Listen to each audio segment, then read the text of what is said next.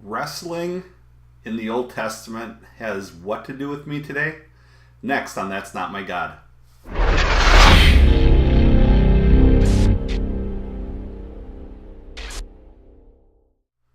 Hey, thanks for joining me for another That's Not My God. I'm back home in my home office, and it's good to be back. Had a great time down in Nashville, but it's also good to be back. I can't wait for you guys to watch the newest Wise Guys season, and hope that you weigh in and comment on that.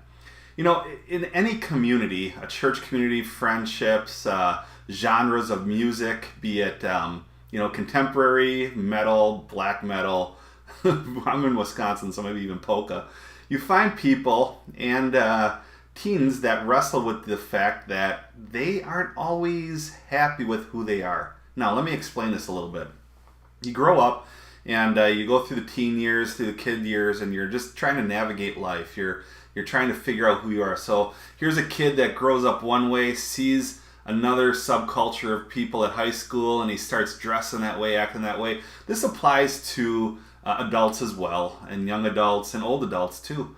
I think it's kind of natural, actually, for us to do these kind of things, to have a best friend and we mimic them a little bit. We may even like the clothes they wear, so we wear them. But the problem is when we start losing ourselves. You know what I mean by that? In other words, we're not true to ourselves, that we're not truly living out who God has planned you to be. There was a statement that I once heard, and it's a very simple statement, and it was brought up to me once, and it said this: who you aren't isn't interesting. Now, in Genesis chapter 32, there's an awesome passage of scripture that is grossly misused, but an awesome passage of scripture. We run into a guy named Jacob. Now, Jacob is born holding on to his brother's heel, scripture says. His brother is Esau. Now, Esau, born first, Jacob wanted to be first, even when he was being born, holding on to his brother's ankle.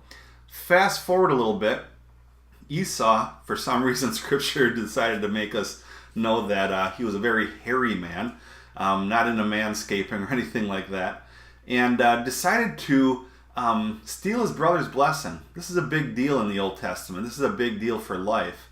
And his father's blind, and Jacob decides to kill an animal and wear its hide and steal his brother's blessing. His father reached out to touch him and said, "My blessing's on you, Esau," and it was Jacob. Now, this raises all kinds of questions, like, what in the world, what kind of hormone problems does this Esau have that his dad mistook him for an animal pelt? But that's neither here nor there.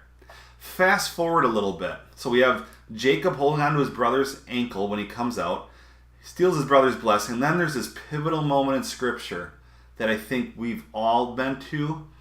And it goes like this. Jacob was one night wrestling an angel. Some would say it was God, others would say it's something else, but that's neither here nor there. Jacob was wrestling with this angel, scripture says, and out of the blue, they've been wrestling for a long time. And out of the blue, Jacob goes, "I will not let you go until you bless me." Now, here's a scripture that's grossly misused in the prosperity preachers and in church in general, that we're going to press through, we're going to, hang on to God, we're going to beg, we're going to plead. That's not what's going on here.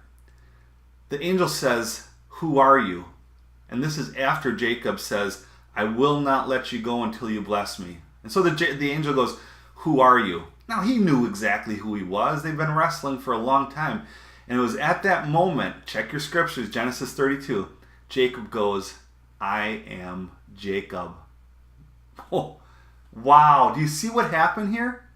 Jacob literally at this point, after years and maybe even decades of growing up, had this moment where the angel said, "Who are you?" Now, Jacob goes, "I am Jacob." It was at that moment Jacob was finally comfortable with who he was.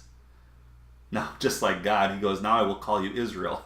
I mean, it's a crazy story. But at the end of this thing, Jacob goes, "I am Jacob," as if to say, I am okay with who I am.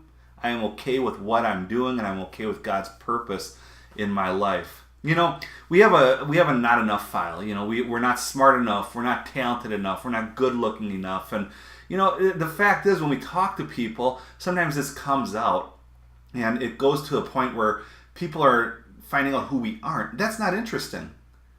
When we have conversation, when you're part of the forum at Sanctuary, when you comment on Facebook, we want to know the genuine you. What makes you tick? What haven't you done yet? Where didn't you go to school? What job didn't you get? And what did you do? Because this is the person that God created. This is the person that God has a plan for. So you're not this person, that's okay. You're this person. Hey, be comfortable in your own skin and be comfortable with the person you look at in the mirror. This is a tough lesson that Jacob had to wrestle with until he got to that point that said, I am Jacob. I am Bob. Who are you? Talk to you soon. Thanks for listening. Bye.